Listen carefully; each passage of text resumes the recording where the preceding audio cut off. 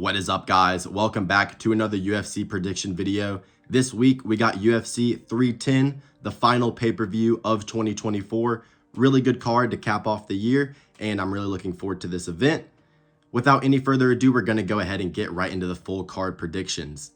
So, first fight of the night, we got Kennedy Nzechukwu versus Brzeski, and I'm going to be picking Kennedy Nzechukwu to win this one by second round TKO.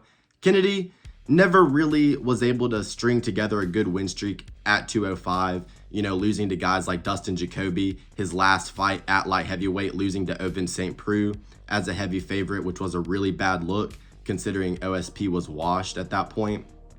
But definitely holds a significant speed advantage compared to a lot of the heavyweights in the division. Obviously, that was on display in his last fight versus Chris Barnett. Chris Barnett, unfortunately, hurt his knee and was down for the count in that one. But Brzeski, he's taken his TKO losses. Last time out, lost to Mick Parkin. Big right hand down the middle, knocked him out there in that fight. And his only win in the UFC comes over Walter Walker, who just really isn't high level whatsoever, has some good grappling, but is just completely inadequate on the feet. Brzeski was able to squeeze out a win there by decision, but Kennedy Nzechukwu, I think he's a lot cleaner on the feet. I think his takedown defense will hold up. If anybody's going to be going for takedowns and being successful with it in this fight, I do see it being Kennedy, actually. And even though Kennedy has taken some bad losses, he's still a pretty good fighter. He's much more athletic. He's much faster in this matchup, and I think he's going to get the job done by TKO over Brzeski here to open up the card. Quick turnaround, getting his second heavyweight fight here after a quick turnaround from UFC 308. I like to see the activity, trying to get back on track here, and yeah, I think Kennedy gets it done. Our next fight on the card, we got Chase Hooper versus Clay Guida. This is a pretty obvious pick here. Chase Hooper is going to get the job done. They have grappled before in a grappling event, and Chase Hooper was able to sub him. Clay Guida, vet, been around a long time. Of course, has been in the UFC for as long as we can remember, but has never really been high level, and his striking isn't very good. Only has like 2 TKO wins in his entire career. So Chase Hooper, the only way to really beat him is to outstrike him, and his grappling is on another level. He's improving heavily on a fight-to-fight basis. Young fighter as well, continuously improving. And in his last matchup, he looked the best he's ever looked, and really was impressive in that last matchup he had versus Vyacheslav Borishev, who has pretty good takedown defense and is a very good striker. Chase Hooper was able to drop him on the feet with a good left hand. Borishev is chinny, but Hooper, showed big improvements in his stand-up game, and on the ground, he was an absolute menace. Fight before that, got a submission win over Jordan Levitt, which is a pretty good look. And Chase Hooper, wizard on the ground. He's going to be, bigger in this matchup, has a frame advantage, taller, rangier. I think on the feet, that's going to help him, even though he's not completely matured in terms of his stand-up game. I think that just the athleticism, the youth, the speed is going to be enough for him to, outpoint Clay Guida on the feet.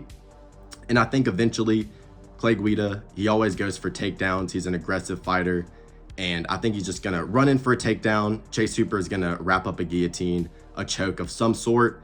Chase Hooper is, definitely the correct pick in this fight. Heavy favorite, rightfully so in my opinion. I think he can win this fight by any way he wants, TKO, submission, decision. But ultimately, I'm going to pick Chase Hooper to get it done by first round submission. I think that, Clay Guida is going to be pressing forward on the feet. Chase is just going to be jabbing him up. And eventually, I think Clay Guida is going to shoot a sloppy takedown. Chase Hooper is going to be a step ahead in the grappling exchanges. He's a younger fighter. He's a modern day MMA fighter who's been, improving in the modern era. Clay Guida still kind of has the style that's stuck in the 90s realistically. And I think he's just going to go right into a submission or get a takedown. Chase Hooper is able to reverse position and, get some type of crafty submission, probably a rear naked choke or a guillotine. So I'm going to pick Chase Hooper to get it done by first round submission, guillotine choke. I do think Chase Hooper is going to continue to make massive fight-to-fight improvements, and I think he's going to be a mainstay here in this lightweight division, moving up from featherweight as well. I think he continues his win streak here. Give me Chase Hooper, and I have him in multiple parlays as well. I have a lot of money invested in Chase Hooper in this spot here. Most money I have out of any fighter on the card. Most money bet on any fighter on the card, Chase Hooper here for me at least. Our next fight on the card, we have Michael Chiesa versus Max Griffen. Two old heads going at it here. You know, Michael Chiesa, 37, Max Griffen, 38. Both of these guys are definitely no longer in their athletic primes. Max Griffen still comes in pretty good shape when he fights. Michael Chiesa, you know, got a win last time out over Tony Ferguson, you know, the ghost of Tony Ferguson. Got a submission there. We know his path to victory is going to be using the grappling. He's a pretty good grappler, but, you know, doesn't take shots well whatsoever, isn't a durable fighter.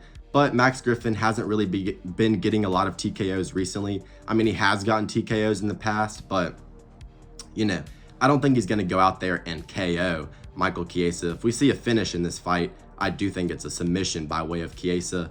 But, you know, I actually trust Max Griffen to go in here and just fight a smart game plan. He's a pretty smart fighter, been around a long time. You know, went to a decision with Michael Morales, who's a dangerous fighter. I don't think Michael Chiesa makes it to the scorecards with Michael Morales in that fight. It was a slow fight, but, you know, Max Griffen, he was in there, still landing strikes. I'll take Max Griffen to win a 29-28 decision here. I think he'll just be able to stuff enough takedowns and do just enough on the feet to be able to get the job done. Max Griffen, he's a guy that normally does not win dominantly, and I see that, you know, being the case here as well. Give me Max Griffen to win. Boring, slight decision, 29-28 over Michael Chiesa. Our next fight, we got Cody Durden versus Joshua Van. This is a good fight here. Cody Durden, pretty good fighter in the flyweight division. Joshua Van, definitely one of the better prospects here in this division. Joshua Van last time out looked really good versus Edgar Chairez. Really fun fight as well. Lost the first round clearly, but was able to build into that fight, was able to let the boxing combinations go. And, you know, he's like a young Max Holloway, beautiful volume striking, beautiful boxing combinations. Actually has the most significant strikes landed per minute out of any fighter in the UFC. So statistically, a very good volume striker as well, that goes to show.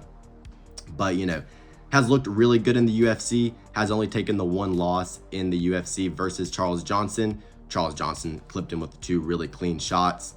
You know, no shame in that. Charles Johnson on a crazy win streak in his own right, surging contender at flyweight, kind of having a career resurgence there for Charles Johnson. So I'm not going to, you know, call that a fraud check. I'm not going to say anything bad about Joshua Van for taking that loss. You know, most contenders, most prospects are going to have that at some point on the way up. Cody Durden, pretty good grappler overall, just a well-rounded fighter. Came in on short notice versus Matt Schnell. In that fight, stepped in for Alessandro Costa there and was able to get the job done. Got a second round submission. Matt Schnell retired there in that fight. Matt Schnell, though, not durable whatsoever. A fighter that does get finished very often. So can't really hold that win too highly. And before that, got KO'd brutally by an uppercut by Bruno Silva. So I actually see this fight playing out very similar to that Bruno Silva fight. I think that Joshua Van is just going to be a level above Cody Durden in terms of the hands, in terms of the speed, and especially in terms of just significant strikes landed here in this fight. I think Cody Durden, he's going to need to wrestle, and he's going to need to hold Joshua Van down. You know, Joshua Van, he's an undersized flyweight, but he is really short. That makes it hard to get in on a clean shot on him. His takedown defense is improving on a fight-to-fight basis, definitely. He's a fighter that continues to get better, still really young in the game. You know, I'm not worried about the chin, even though Charles Johnson was able to clip him.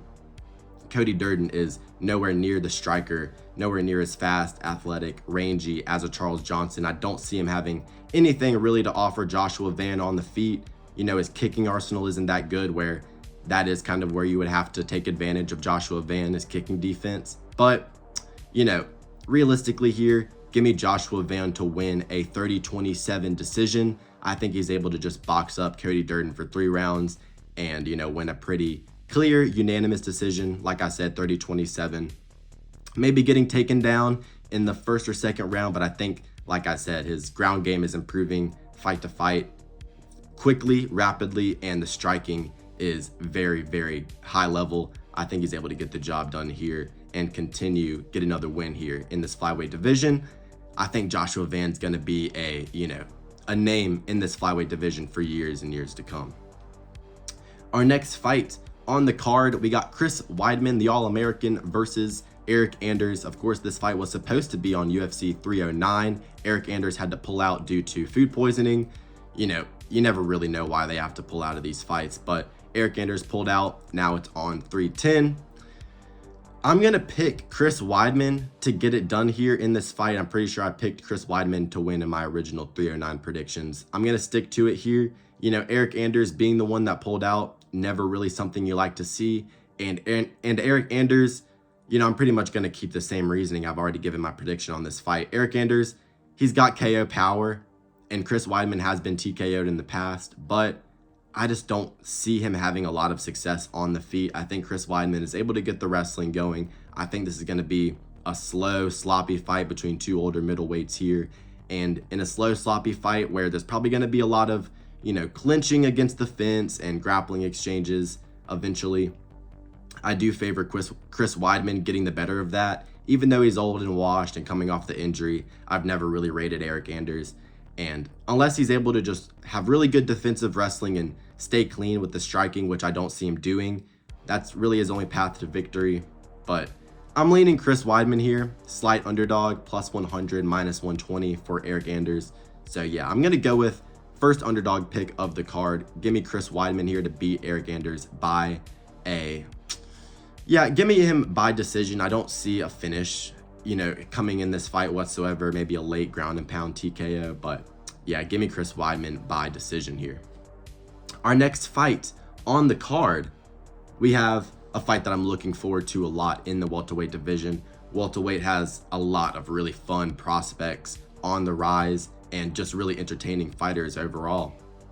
And these are two right here, Randy Brown and Bryan Battle, two fighters that I rate really highly, two fighters that I had bets on in their last fights, both of them winning those fights. So, I am going into this matchup with, a lot of respect on both sides. Rude Boy, Randy Brown, long, rangy striker, has some submissions in his arsenal, but, most of the time, lots of teep kicks up the middle, stabbing teep kicks up the middle, likes a, crispy 1-2 down the middle. You saw that in the Muslim Salikov fight. Nice KO there. Pretty good win as well, Muslim Salikov, even though he's an older fighter, still getting wins. You saw the crazy TKO that he had at UFC Macau. And Randy Brown, he's gotten good wins, decision win over Chaos Williams. I rate that pretty highly. But, he's a guy that doesn't really impose his will too much. You saw in that last fight of his versus Dos Santos, kind of just did enough on the feet in the first and third round. Dos Santos was able to control him, take his back in the second round. Bryan Battle, really impressive fighter, in my opinion, a guy that is very aggressive, durable, and he's a guy that really does know how to impose his will. Marches people down, lets the hands go, can mix in the grappling as well. He's a guy that really thrives in a dogfight. You look at the Gabe Green early TKO that he got, just slugging in the pocket, was able to get the better of him there. Nice TKO with a right hook. His last fight out, had money on him there against Kevin Jousset. And, pretty back and forth fight for the first round. He went for a takedown, didn't get it, and eventually, a minute or two into that second round, just started slugging in the pocket with Kevin Jousset. And Bryan Battle is just super tough, keeps pushing the pace, and was able to just land like 5 1-2s directly on the chin of Kevin Jousset and got a nice standing TKO there. Like I said, I like both of these guys. I like what they bring to the table. But in this matchup, I really like Bryan Battle getting the job done. In terms of the stand-up, Randy Brown does pose some issues that could be of some trouble to Bryan Battle. Bryan Battle was getting touched up a little bit at range versus Kevin Jousset. But, in my opinion, Bryan Battle, that last performance against Kevin Jousset really showed how he'll have success in this matchup, because it's damn near a mirror matchup. Kevin Gisette and Randy Brown fight very, very similarly. But, you know, Randy Brown, his wins are pretty good overall, but recently, you know, Wellington Turman, that's not really an impressive win. The Salikov KO was good. The win over Dos Santos was a competitive fight, but you look at some of his losses and you really do see where Bryan Battle can have some success in this matchup. You look at his loss versus Jack Della Maddalena, you know, got dropped badly in that fight. He's been TKO'd on multiple occasions, Randy Brown, and I could definitely see Bryan Battle getting to him with the hands. He has power in his hands. I could see him clipping Randy Brown similarly to Jack Della Maddalena. You know, JDM was able to get the submission there. We've seen Bryan Battle does have a good ground game, good submissions. You know, a submission win over AJ Fletcher, submission win over Andre Petrosky, who's a great grappler in his own right. So those are two wins there for Bryan Battle that could definitely, you know, show his path to victory on the ground. You look at the Vicente Luque fight for Randy Brown as well, took a bad TKO loss there. And Bryan Battle has serious power in his hands. Bryan Battle has legit pop. And if he's able to land clean, which I think he will, I think he can seriously hurt Randy Brown here in this fight. You know, has a varied attack on the feet as well. You see the head kick TKO that he got in his hometown versus Soto. Very impressive finish there. And I'm pretty high on Bryan Battle. I think he's going to go pretty far in this division. You know, I wouldn't pick him to beat a guy like Sean Brady. We have seen Bryan Battle take a loss due to the heavy pressure grappling against Rinat Fakhretdinov. And in that fight as well, something that is a slight concern on the side of Bryan Battle is he got dropped with a stiff right hand down the middle.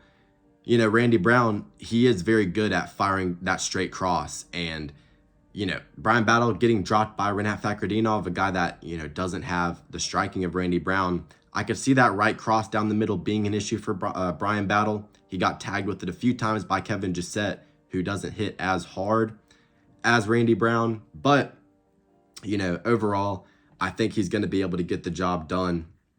And I was mistaken. It was actually a submission over Gilbert Urbina, not AJ Fletcher, and Andre Petrosky. Two really good submissions there by Bryan Battle. You know, a decision win over Tresean Gore, which Tresean Gore, pretty good fighter as well. I actually rate that win. I'm going to take Bryan Battle to get this one done by decision. I think he can win the first two rounds. I think he'll lose the third. I think that, you know, he's going to press a pretty good pace in the first round, maybe clip Randy Brown with a shot, put him down. I think he can follow him to the mat, maybe threaten some submissions, stay in top position. And I think he can, you know, just make it a dog fight in the second round and, you know, just let the pressure really accumulate, start to break Randy Brown. But I think that eventually by the end of the third round, the pace that Bryan Battle will be putting on will get to his gas tank. I think he'll be a little tired, maybe slightly get outstruck, not enough to really ever be in super, you know, a super bad amount of danger. Give me Bryan Battle to win this by 29-28 decision. I think Brown is going to be tough enough and durable enough to make it to the scorecards. But in a slugfest, in a battle, you know, Bryan the Butcher Battle, I favor him to get the job done. Have money on him here in this fight, minus 190. I like him here to get the job done. Give me Bryan Battle to win this fight by decision. Our next fight on the card, we have Movsar Evloev versus Aljamain Sterling. In this fight, I'm going to be picking Movsar Evloev to get the job done by submission. No, sorry, not by submission. By third round TKO. I know that he's not much of a finisher, and normally you'd pick this fight to go to a decision, but Movsar Evloev actually has pretty good striking, and Aljamain Sterling, I think that his durability isn't really that great. I mean, I know that Sean O'Malley has incredible punching power, but, you know, Movsar Evloev is super impressive. And in this fight, I actually think this is going to be predominantly on the feet. Both of these guys are really good grapplers, and Aljamain Sterling, he's not good on the feet whatsoever, realistically. I don't think he's going to be able to outstrike Evloev. Evloev's going to be bigger, stronger in this matchup, quicker and cleaner on the feet. Aljo's got awkward striking, but, you know, I don't think it's going to be enough to give Evloev any issues. Sterling, he's a guy that has always relied on his wrestling. You know, you've seen that in the Peter Yan fights. You saw that last time out versus Calvin Kattar. And, you know, even in his championship wins, I really think that his entire championship run was basically a fluke. I mean, you look at the way he got the belt versus Peter Yan, complete fluke, took the coward's way out with the knee to the head. We all know what happened in that fight. Peter Yan won that fight, but Aljamain Sterling got the belt wrapped around his waist. In the rematch versus Peter Yan, clear robbery. Peter Yan won that fight clearly, in my opinion, rounds 1, 4, and 5. Aljamain Sterling was able to do good taking the back in 2 and 3, but I don't think he did enough to get that decision, and I think that was a robbery. You look at the TJ Dillashaw win. TJ was completely hindered in that fight, injured as fuck, and he couldn't even move his arm, so that was basically just a fluke. The fight with Henry Cejudo, very close. A lot of people scored that to Henry Cejudo, and you know, I scored that for Henry Cejudo live as well.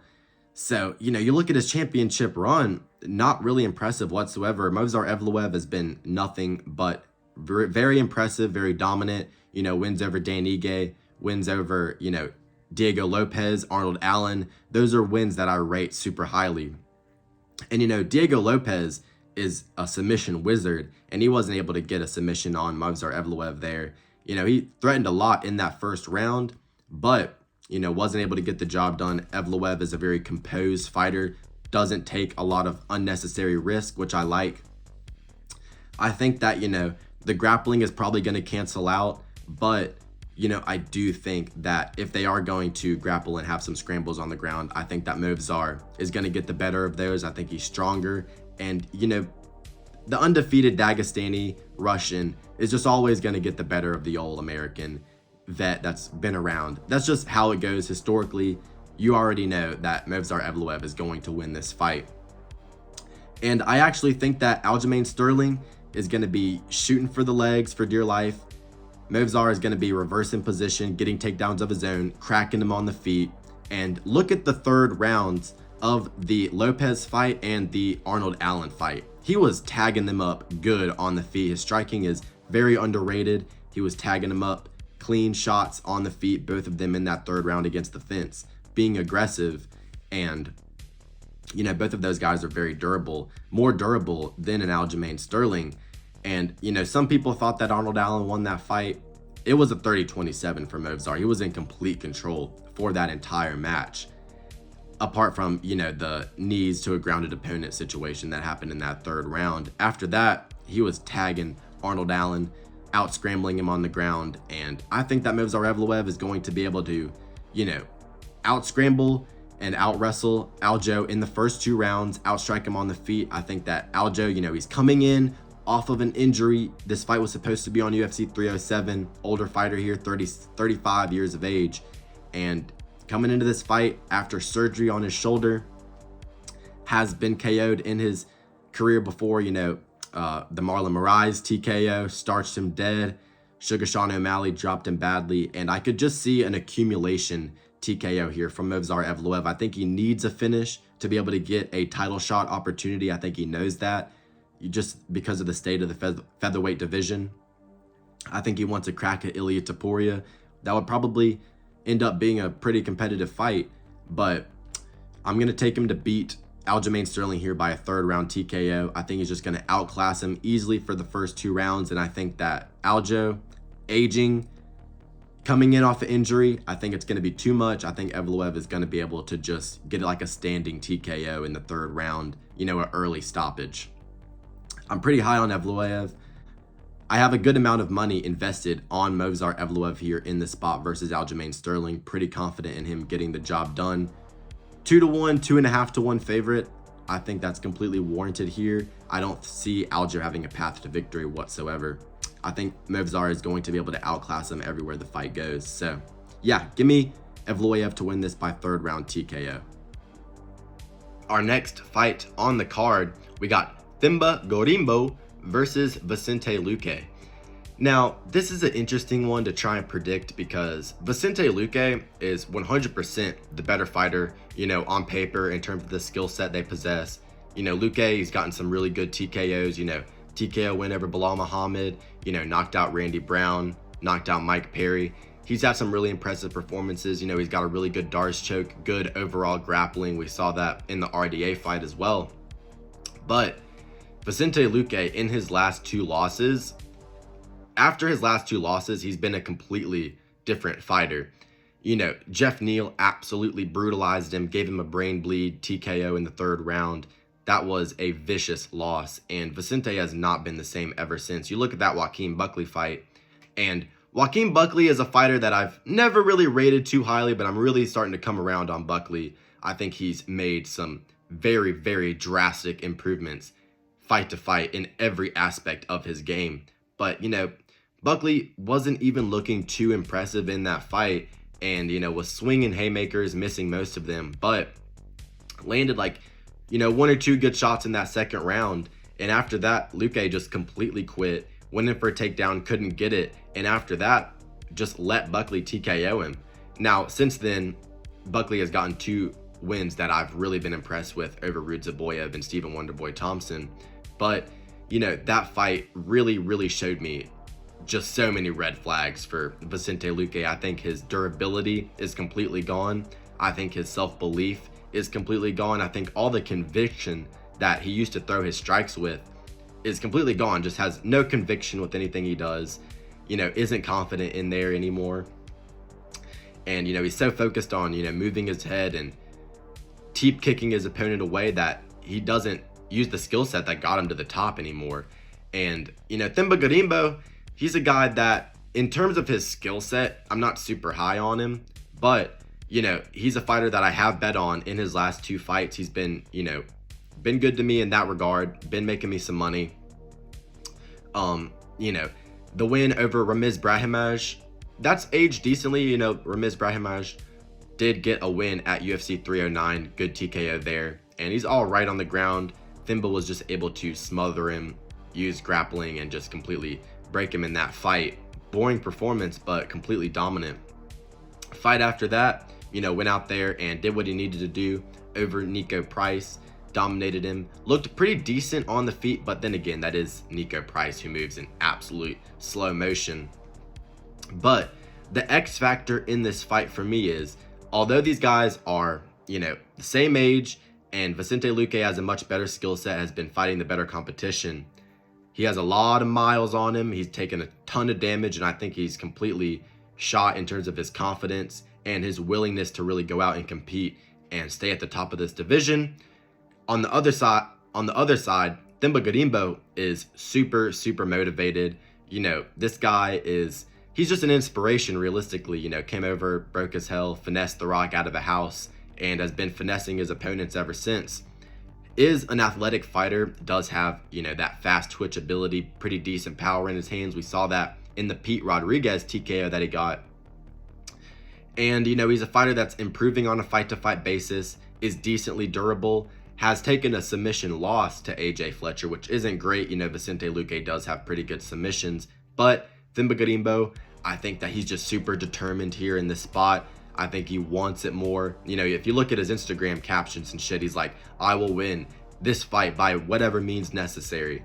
And he's gone out there and he's delivered realistically. I think he's a guy that, you know, really wants to push his limit in the UFC, you know, go as far as possible, fight as much as possible, stay active. You know, just coming off of a fight very recently against Nico Price, that was only last month. So, you know, been staying active, hasn't taken much damage, is on a roll, all the confidence in the world. I'm picking Themba Gorimbo here to get the job done by a 2nd round TKO finish. I think he's going to go out there and I think he's going to knock out Vicente Luque. I think Luque, you know, is going to land some leg kicks early, land some body kicks early, but I think Themba's going to be able to push the pace, get him against the fence, land some punches in the clinch, dirty boxing, and I think he's just going to be, you know, just more athletic, impose his will more, and I think he's going to go out there and just plant a big right hand on Vicente Luque. I think Vicente Luque is going to quit after that, and I think that Themba's just going to finish him with the ground and pound TKO. So yeah, give me Themba Gorimbo to get a round 2 TKO over Vicente Luque here in this fight. I think he's just going to be able to push the pace, break him. Something to note as well here in this fight, Vicente Luque has been preparing for multiple cards for Nick Diaz ever since the Saudi Arabia card where it was originally scheduled. He was supposed to fight then. Nick pulled out, of course. He was supposed to fight. When was that fight even scheduled for? Shit. It was supposed to be on another card as well after that, and Nick pulled out again. So definitely concerning for Nick Diaz. But, you know, what that means for this matchup is that Vicente Luque has probably been chilling, thinking that he's about to get an easy layup win over a washed up Nick Diaz. And 2 weeks before the fight, you know, in steps Themba, hungry as a lion. And I think that he's going to be able to, you know, go in there and finish Luque, who's expecting or was training for and expecting prior to the bout getting switched a much easier opponent. I don't think he's mentally prepared for this one. I think that the opponent switch is the last thing that Luque needs at this point in his career. So give me Themba to get this one done by a second round TKO just by being super hungry and determined. Our next fight on the card, we got Anthony Smith versus Dominic Reyes. I'm going to be picking Dominic Reyes to get the job done by a first round TKO.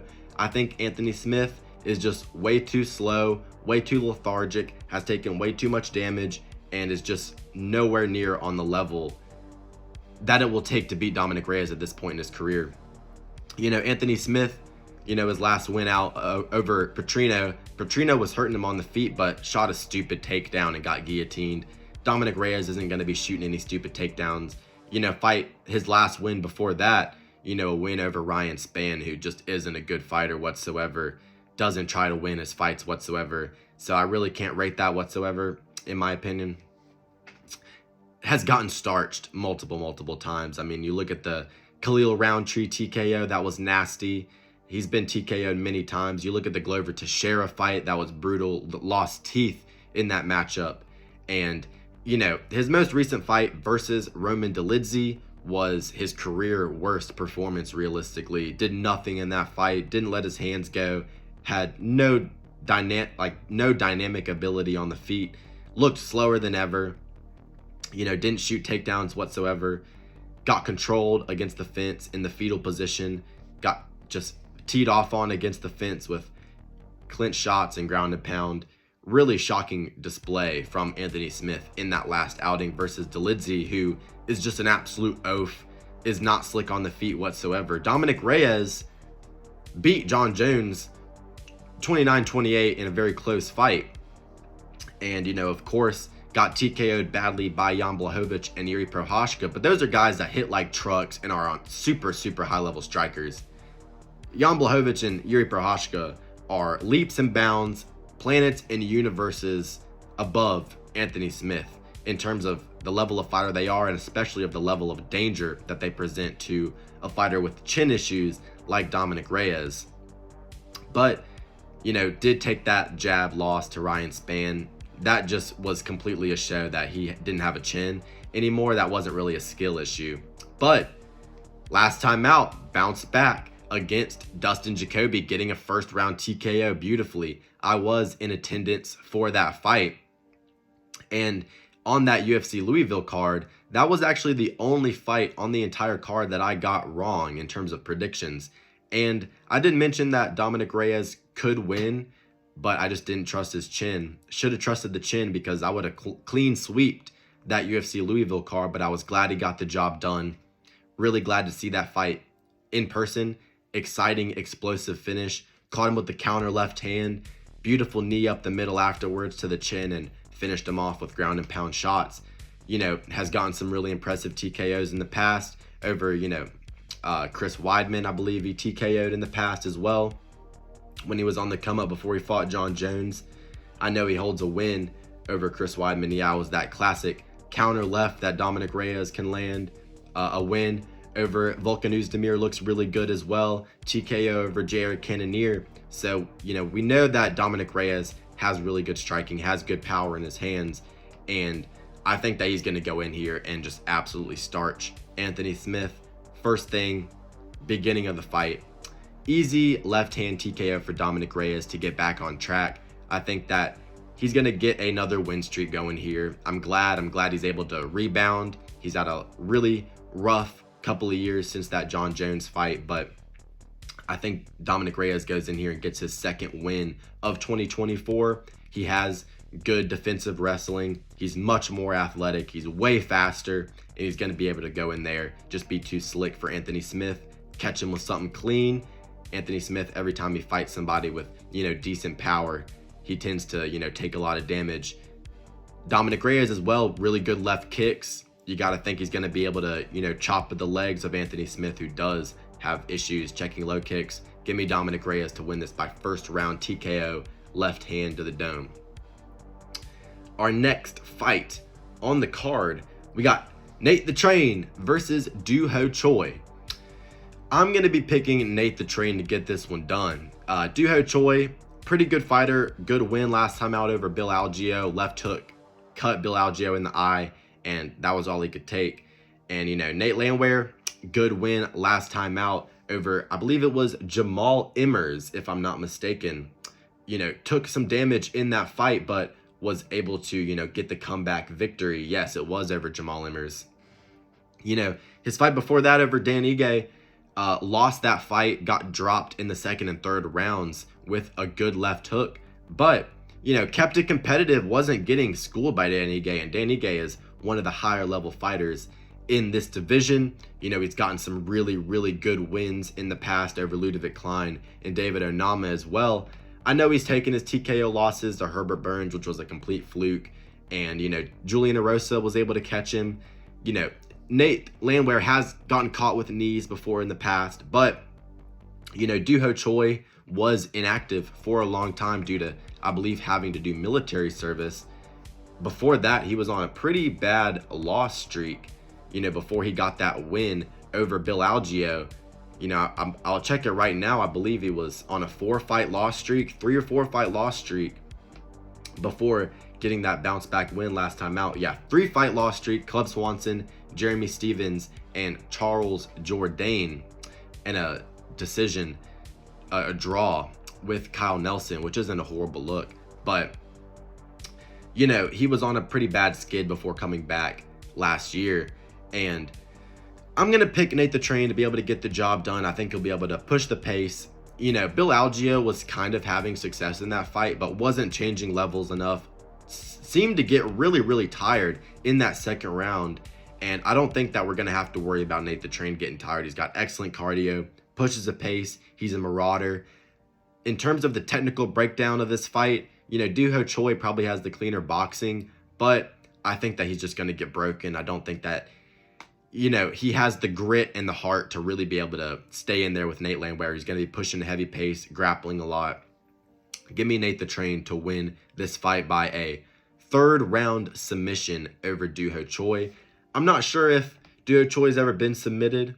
Doo Ho Choi has never been submitted, but I think Nate the Train will be able to be the first guy to do it. Give me Nate the Train by third round submission. Just breaking him, marauding on him, pushing a pace, and getting the job done that way later in the fight. Our next fight on the card, oh my goodness, my boy Bryce Mitchell coming back. Bryce Mitchell versus Crone Gracie. Bryce Mitchell is going to easily win this fight. I know that last time he got absolutely stained versus Josh Emmett, but Josh Emmett, hits like a truck. Bryce Mitchell came into that fight on short notice. Just wasn't ready for the striking of Josh Emmett whatsoever. Has been really good in the UFC before that. His only 2 losses have come by Ilia Topuria and Josh Emmett, 2 guys that are really high-level strikers, lots of power in their hands, and you're looking at a completely different stylistic matchup, a completely opposite stylistic matchup for Bryce Mitchell here.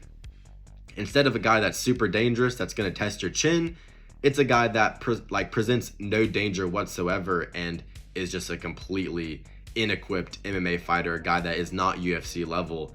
Crone Gracie's absolutely dog shit. Absolutely dog shit. He's only had 7 fights in MMA, had some rise in fights, but you look at his last 2 fights against Cub Swanson and Charles Jourdain, was flopping on the deck like a fish, has 0 striking whatsoever. He's a jiu-jitsu nerd. He's not a fucking MMA fighter.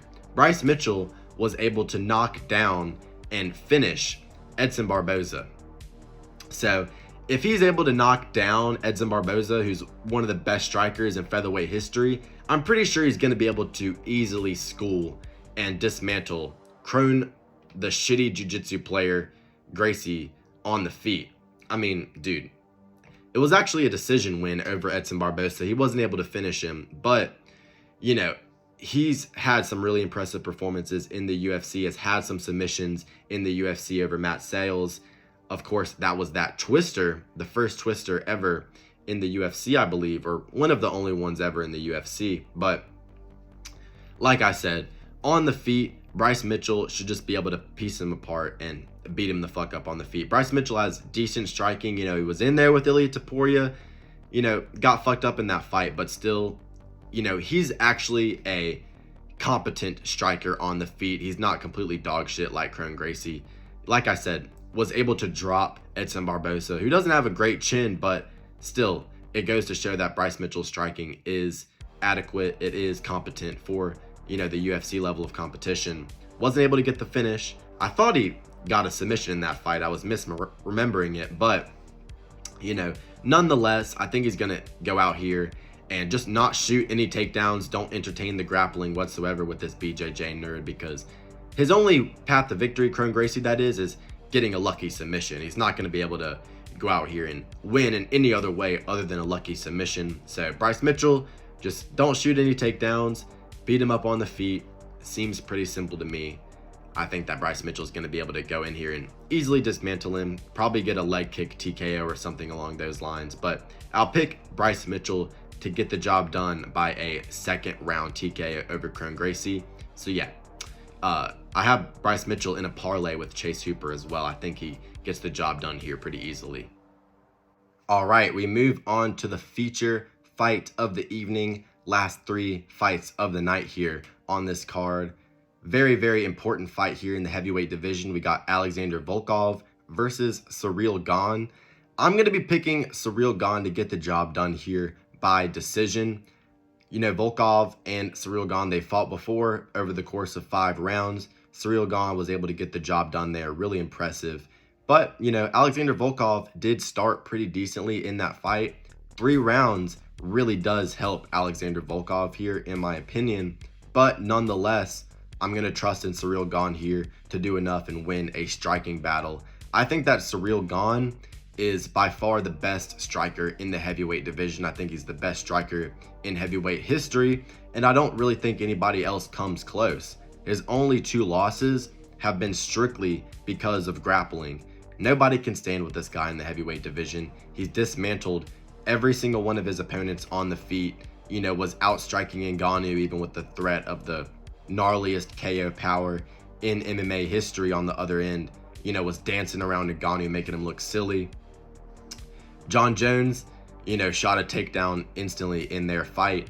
But if you look at every single other one of his performances, he's just going out here and outclassing these guys. He's way faster than any other heavyweight on the roster. I might even favor Ciryl Gane to beat Tom Aspinall. I know that might sound crazy, but if Tom Aspinall doesn't get Ciryl Gane out of there in round 1 with a takedown and a submission, I don't think he would stand a chance on the feet over the course of 5 rounds. I would actually pick Ciryl Gane to win that fight by knockout, matter of fact. Very confident in Ciryl Gane here to win this fight. I'm very high on Ciryl Gane overall. As long as he's not fighting somebody like a Jilton Almeida or maybe a Tom Aspinall that can change levels and submit him, he's going to beat everybody else. He's going to beat everybody else. I mean, Sergey Spivak, Tai Tuivasa, TKOs, 2 guys that are just nowhere near the level on the feet as Ciryl Gane, and he was able to easily dismantle both of them. I mean, Tai Tuivasa dropped him, but, you know, Tai Tuivasa's got heavy hands. He's going to, you know, sometimes land a shot. Ciryl Gane was able to recover and get a impressive TKO there in that fight. That finish was brutal. And, you know, if you look at his come up before he, you know, even fought Francis Ngannou, win over Junior Dos Santos, elbow to the back of the head, but still, even though it was a out of his prime Junior Dos Santos, still a very good TKO win there from Ciryl Gane. Really displayed his finishing ability. mixes his attacks very well, does have good knees and elbows, not just really good flashy point kickboxing on the outside. Was able to absolutely go in there and school Jairzinho Rozenstruik, who is a very good striker in the heavyweight division, a guy I rate a lot. Volkov was able to get a first round TKO over Rozenstruik, but still, Ciryl Gane is a lot faster and more defensively sound than Rozenstruik. Rozenstruik is still like a little slower and stuck in the mud compared to a Ciryl Gane. And, of course, the win over Alexander Volkov, very, very impressive, was hitting some beautiful, switch kicks to the head in that fight as well. And, got the interim championship versus Derek Lewis.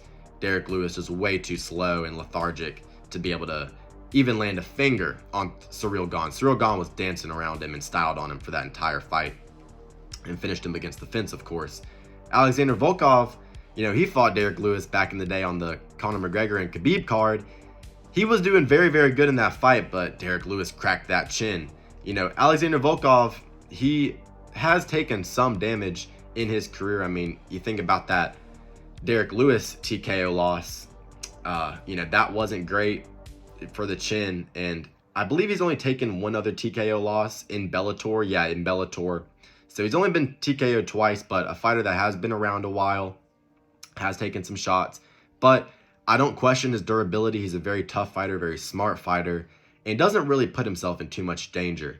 But, I think that this fight is going to predominantly be on the feet. Volkov was showing some glimpses of a ground game versus Tai Tuivasa, but Tai Tuivasa at that point was just completely pathetic. And, I don't think he's going to be able to get any takedowns on Ciryl Gane. You got to imagine Ciryl Gane's been working on that part of his game, even though the work ethic and the determination of Ciryl Gane is definitely questionable at times.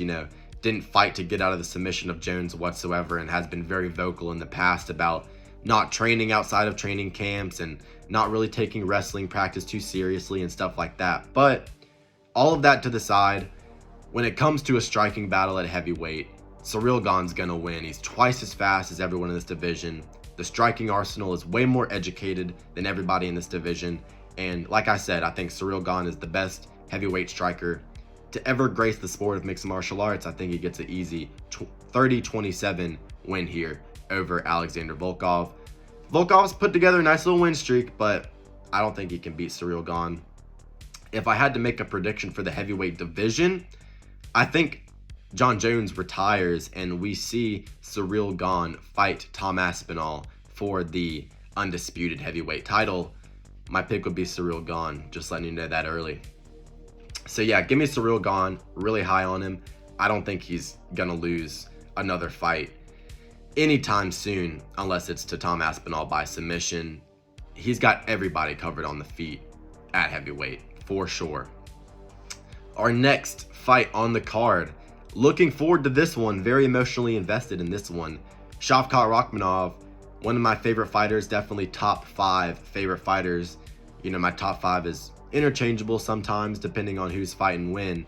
But, Shavkat Rakhmonov, one of my favorite fighters, imposing fighter, dangerous fighter, of course, 18-0, all finishes, taking on undefeated as well, 15-0, Ian Garry. I'm a Shavkat glazer. This is not going to be an easy fight for him. I'm actually very, very worried that Ian Garry is going to be able to pull this off. But I'm going to still pick Shavkat Rakhmonov to get the job done by a 3rd round TKO against the fence with elbows. But Ian Garry is a very, very good striker. He's an educated striker, good kickboxing. The only time he's ever really had any issues on the feet was against MVP. MVP is just a very difficult style, though, to be able to fight against. And, the karate blitz is always difficult. But, the striking, I thought he'd be able to have a little bit more success in the striking in that matchup. I picked him by decision, correct pick there in that matchup. But, completely had to resort to grappling there against MVP. And he will not be able to grapple whatsoever against Shavkat Rakhmonov. That is a fact. He's not going to be able to grapple offensively. Maybe his defensive grappling holds up a little bit, but he will not be able to grapple offensively against Shavkat Rakhmonov. No chance whatsoever.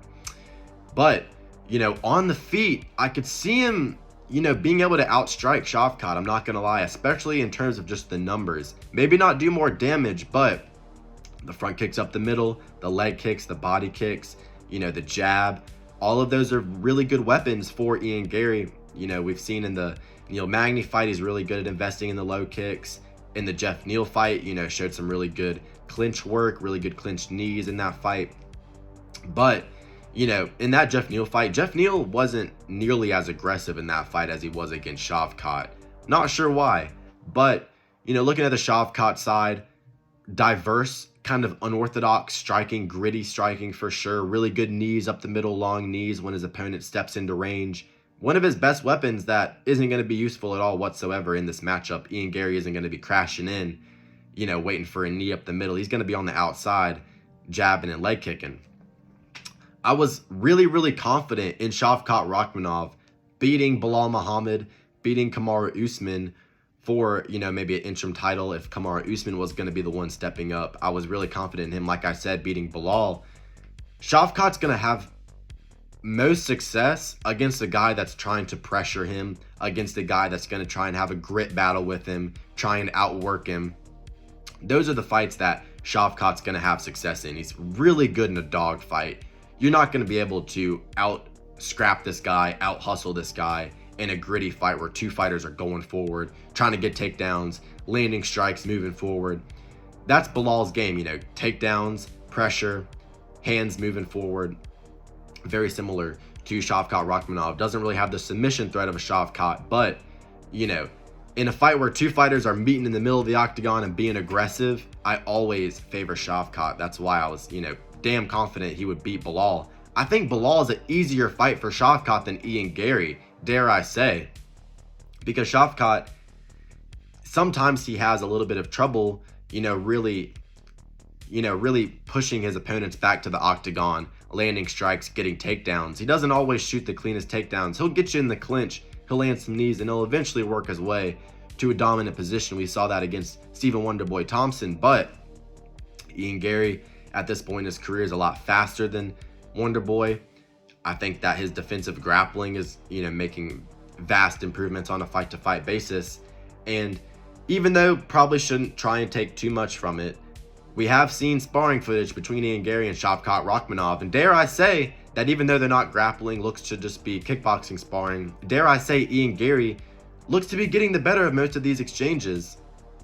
So I could definitely see, the first two rounds, Ian Garry being able to outstrike him at range, but the fact that this is going 5 rounds definitely favors Shavkat. I think that his stamina will be a lot better than Ian Garry's. I think his durability over the course of a 5-round fight will be a lot better than Ian Garry's. Ian Garry, of course, is a vegan, which is terrible for your athleticism and your health overall.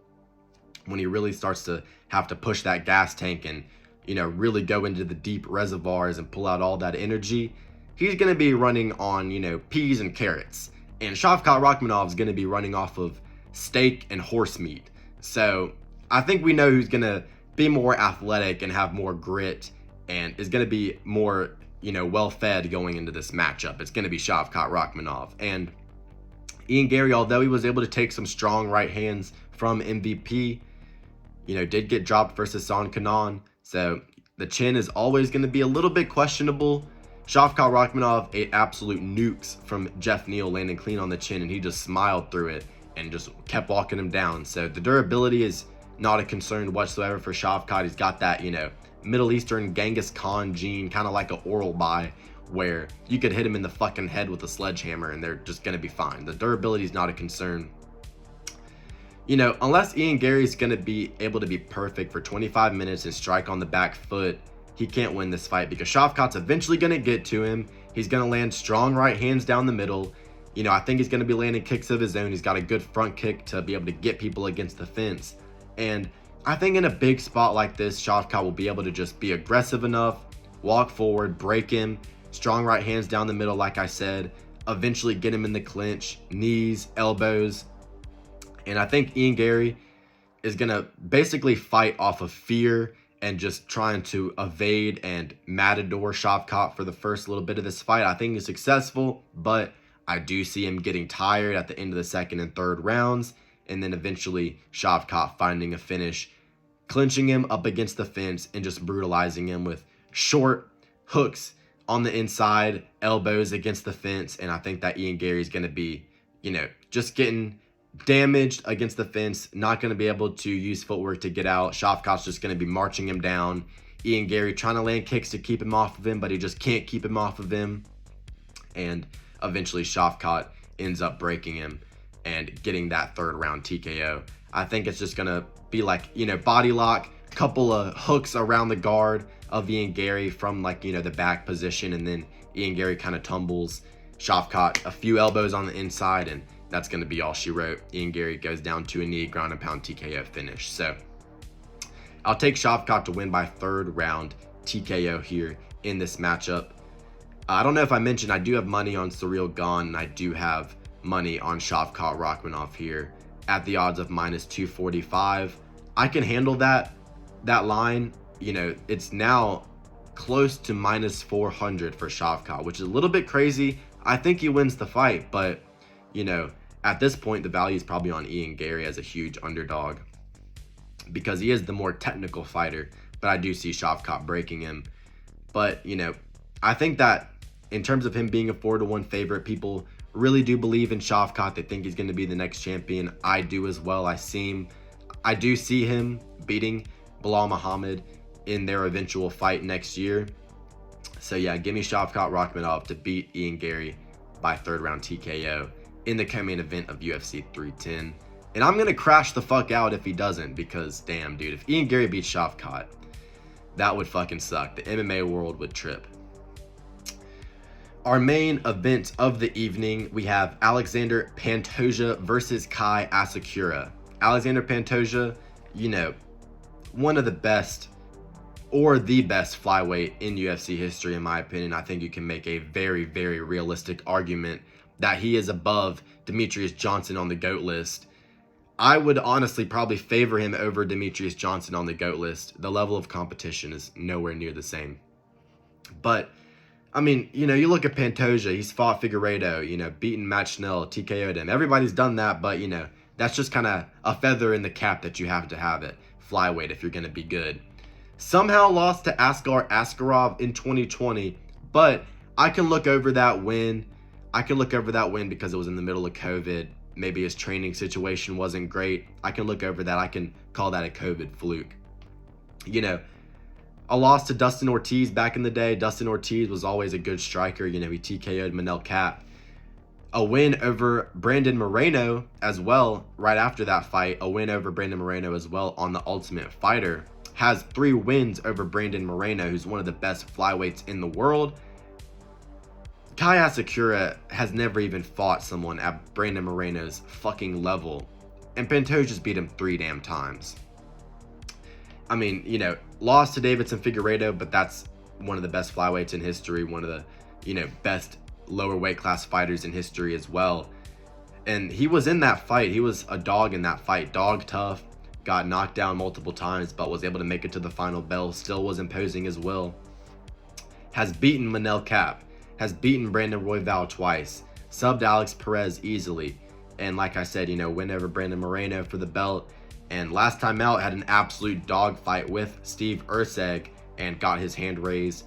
Some people thought that was a robbery. I personally do think that Pantoja did enough in that fight, but it was very, very close. If Steve Erceg would have just struck in that 5th round, might have gotten the job done. But, I did pick Pantoja there, had money on him there in that spot. Didn't let me down. And yeah, look, Pantoja's the pick here. Asakura is not coming over here from shitty-ass Ryzen and beating the best He's not coming over from Ryzen and beating the best flyweight on the UFC roster. It's just simply not going to happen. It is not going to fucking happen. I don't know why the UFC are giving him a title shot in his debut. I mean, Kai Kara France deserves a title shot way more than some random debut guy. Hell, Brandon Royval deserves another title shot after his win over Tyra more than this random fucking dude from Japan and fucking Ryzen. I mean, give me a break. I know he's a big star on social media, whatever. I don't give a fuck. Pantoja's gonna sub him in the first 2 rounds. Kai Asakura has faced bums, absolute cans in Ryzen. I know he fought Manel Cap, but, you know, look, Manel Cap's not even that great. And, you know, Kai Asakura got knocked out by him, even though he does have a win over him. Kai Asakura has been knocked out multiple times. Just look at his record. Pantoja is the most dog-tough fighter in the flyweight division's history. He's an absolute fucking hound. He will never go down to just a light shot or something along those lines. Pantoja has a great chin. You know, like I said, he's just absolutely dog tough. And, you know, if Deiveson Figueiredo is not able to put him out with a clean shot to the chin, I'm certain that Kai Asakura is not going to be able to put out Alexander Pantoja with a clean shot. He's not nearly the caliber of fighter as Pantoja. This is a massive step up in competition. He's only getting this opportunity because the UFC is just handing it to him on a silver platter. Hasn't earned it. Pantoja, 4th title defense here. He's coming in, has defeating fighters that are way, way better than Kai Asakura. Kai Asakura's only path to victory in this fight is just purely landing a lucky shot and clipping him and knocking him out cold. Steve Erceg wasn't able to do it. Roy Val wasn't able to do it. Moreno wasn't able to do it. And Figueiredo wasn't able to do it. I'm damn sure that Asakura will not be able to TKO Pantoja. So look, yeah, give me the champ to keep his belt. Round 2 submission, rear naked choke. I think he's just going to dominate him in every aspect and everywhere the fight goes. I think that Pantoja is going to outclass him, dominate him, take him down, beat the shit out of him on the mat with ground and pound and elbows. And I think in the second round, Kai Asakura is going to shit his pants. You know, huge, massive stage, his debut for the fucking company in a title fight spot, main event. He's going to shit his pants. He isn't ready for this opportunity whatsoever. And Pantoja is going to easily dismantle him and sub him unconscious in the second round. So yeah, that is my pick for the main event. And still, Kai Asakura is not fucking walking in here and winning a title in his debut. That'd be the stupidest shit ever. So yeah, super confident in Pantoja here. Have money on Pantoja. So yeah, that is the full card predictions. I hope you guys enjoyed. If you did, like and subscribe. Have fun watching the card this weekend. I know I will. And have a great rest of your day.